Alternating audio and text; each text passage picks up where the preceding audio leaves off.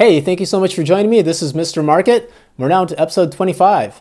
So it's that time of the month again when the Federal Reserve will meet, this time on Wednesday, to go decide if they will raise interest rates by 0.25%. The market is pricing in a pretty high likelihood that the Fed will pause this month, and odds are kind of tilted towards them raising rates just one more time next month in July. So the market's excited about the Fed pausing, and at the same time, they're excited about jobs growth continuing to be pretty strong.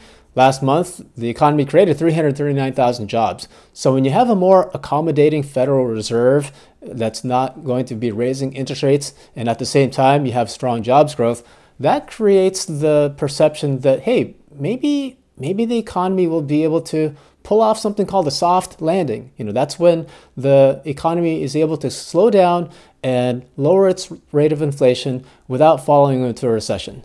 And so the market got so excited about that. And as of Friday, it closed 20% above its closing lows in October, which is the technical definition of a bull market.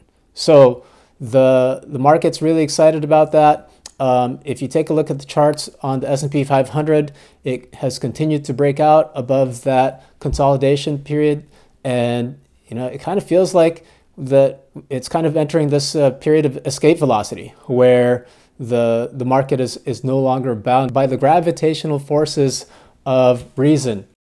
So here's something interesting. As we saw earlier, the S&P is continuing to break out higher above the consolidation pattern. And if you take a look at the sentiment for many investors, you can see that there's a lot of bearishness still, even as we're hitting new highs. And so that introduces something called the pain trade. And that pain trade could give this market rally a little bit more fuel. Now, the pain trade is when the market is overly crowded on a bet, but the market moves against it, like what we have right now, with so many investors having a really low risk appetite. But the ironic thing is that the fear and greed index is at highs. And when you have that kind of combination where you have a lot of greed from stocks hitting highs, but also a lot of doubt about that rise, you have the potential makings of a FOMO run, a fear of missing out. And the longer this drifts higher, the more the rally gets fueled. And to me, it looks like the stocks are hitting that escape velocity. I've been around long enough to know that you shouldn't fight these kinds of things, at least not until the upward trend breaks, because the interesting thing about markets is that some of the biggest gains happen at the highs, while some of the biggest losses happen at the lows. But a lot of what will happen to this rally is going to be highly dependent on what we get this week. On Tuesday, we have a big CPI report. On Wednesday, we have the Federal Reserve meeting. And then most importantly, after that Federal Reserve decision, we have Fed Chairman Jerome Powell's speech that talks about his outlook and his reasoning behind their interest rate decision. And so that's been a big source of volatility in the past, and I expect that to be the same thing this time around as well. So here's one reason why the Federal Reserve might pause their interest rates this week.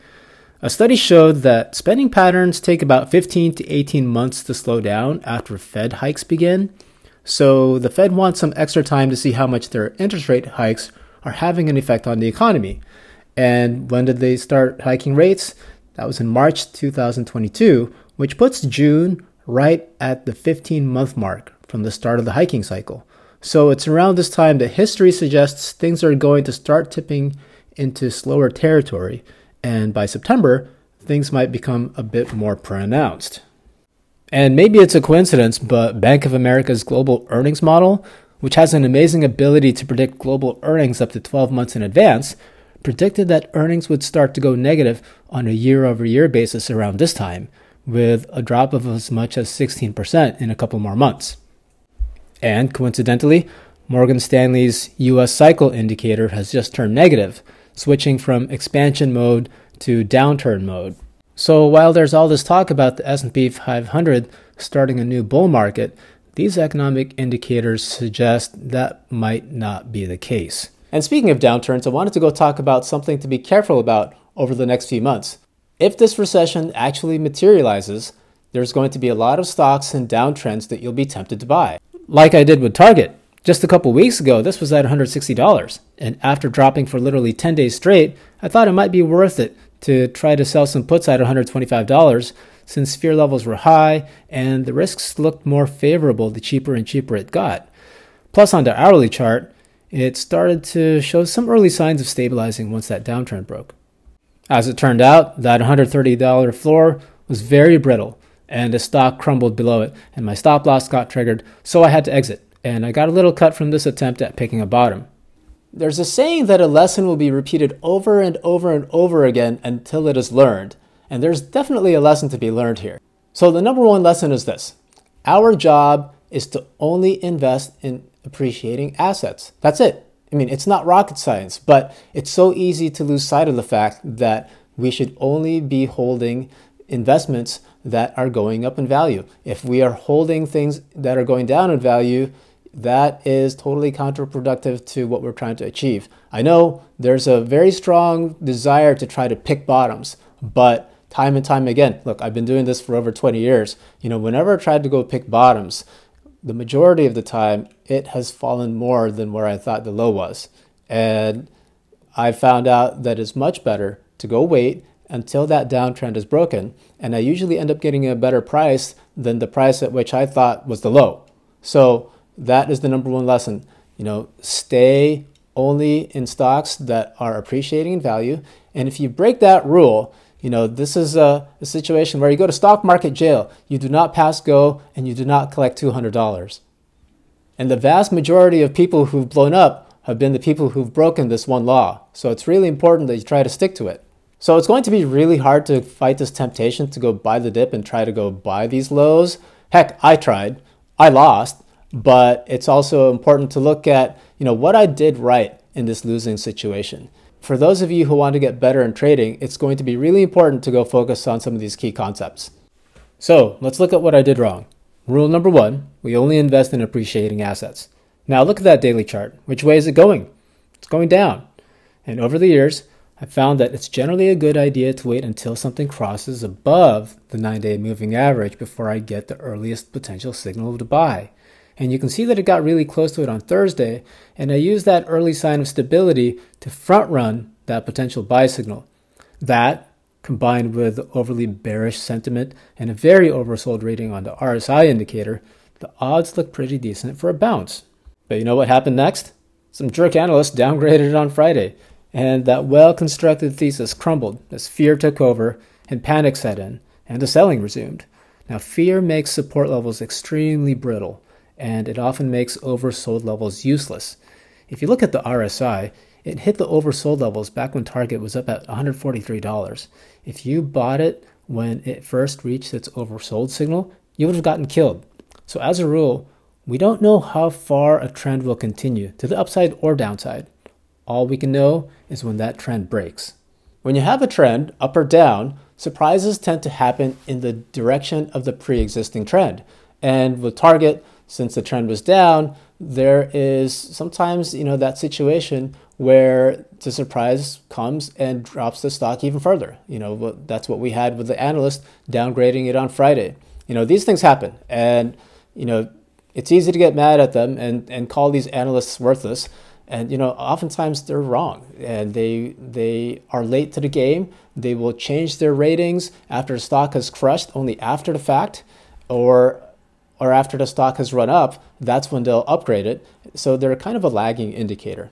And so anyways, it's easy to get mad at these guys, but really you shouldn't get mad at them. If anybody is to blame, it's me, because I didn't follow the rule. If you just follow the rule of investing only in appreciating assets, you will be able to avoid a lot of these surprise scenarios. So that's where I went wrong. On the daily charts, it was still negative. So here's what I did do right. Number one, I at least waited for the downtrend to break on the hourly charts. I know it's still a very short-term time frame, and the shorter the time frame it is, the less significant the signals are. And as we saw here, the trend was very susceptible to falling apart, and it did. So number two, for what I did do right, I sized my bets properly. I like to say often, if you master the bet size, you master the game. And in this case, we are going to have losses. But when you have losses, it's really important to have your bet sizes be small enough so that it doesn't blow up your entire portfolio. And in this case, yeah, I got hurt, but in the overall size of the portfolio, it wasn't that much because I sized my bets properly. Number three, this is a recurring theme also. I like to say this over and over again. In order to be a great trader, you need to be a good loser. Taking losses is the most important part to being a successful trader, because if you don't take losses and you hold on to your losers and they get bigger and bigger, you can get wiped out. And so it's really important to cut your losses. It's the hardest thing in the world to go do, because you're going to have so many behavioral finance concepts working against you. You're going to have confirmation bias. You're going to have loss aversion, the endowment effect, status quo bias. All these things are going to make it really hard for you. It's going to make you grip tighter to your position, and it's going to make you not want to go sell. Also, you can go protect your fragile ego, and so it doesn't get hurt. So the better you are at kicking that ego to the side and just taking that loss, the better your performance will get. So number four is an extension of number three. Don't be a bag holder. Don't hold on to your losers. That's what I did right. I had a defined exit, and I told myself that if target closed below $130, I would have to get out of the position. And I did. It was very uncomfortable, but this is a situation that helps me avoid losses from getting bigger. So when you trade, you're going to be facing two types of pain. One, either the pain of regret, which is when your positions just blow up and hurt you even more, or two, the pain of discipline. This is the one that'll happen more often. You'll be taking smaller losses, but you'll also be avoiding the bigger losses that eventually happen from time to time. One thing that behavioral finance suggests is that we should be risk takers when it comes to gains, and we should be risk avoiders when it comes to losses. So when you have a gain, you should be willing to hold on to it and accept that volatility, because it's in an uptrend. And the more time you give it to make you money, the better your results tend to be. So we want to be risk takers, and we don't want to be cutting our losses quickly. And then for losses, we want to be risk avoiders, because as I've often mentioned, these losses can balloon and totally destroy your portfolio if you're not careful. So as for a target, I faced the pain of discipline. Sure, it could bounce back. It's really beat up. But one thing about this debt ceiling deal that got passed is that one of the requirements is that these student loan payments have to resume and be paid back. And when that happens, all that discretionary income that people were counting on over the past few years, it goes down. And when you have less money to go spend, guess what gets hurt? Retail companies like Target. And so, we need to be ready for that. And the market's kind of pricing in the possibility that they may miss their quarter. And if that happens, the stock will get crushed.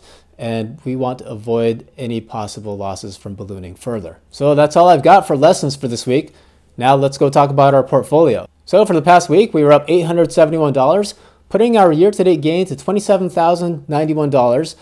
And since we started this in July, our gains are at $66,045. As a reminder, our goal is to earn $50,000 a year off a $250,000 portfolio. So that comes to a goal of 20% per year.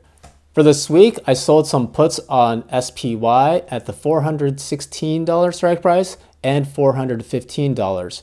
And I also sold some calls at $440.